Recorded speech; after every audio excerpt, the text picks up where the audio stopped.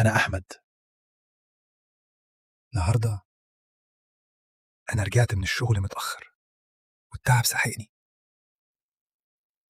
قلت أفتح التلفزيون أجيب أي حاجة مؤ النعاس، بس اللي ظهر مكان القناة كان فيديو ليا قاعد على الكنبة دلوقتي بالظبط زي ما أنا قاعد كده بنفس اللبس. اتجمدت واللي على الشاشة بدأ يتحرك قبلي بثواني. قمت أطفي التلفزيون، رفض يقفل، ولقيت نفسي بتحرك قبل ما أتحرك.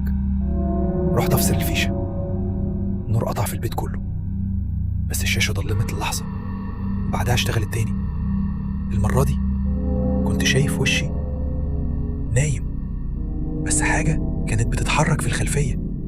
كل مرة بدوس ستوب بشوف جزء من مستقبلي، وبعدها بيحصل حرفيا أنا حابس نفسي برا الشاشة، بس عارف في نسخة تانية مني حبساني جوه مستنياني أرجع.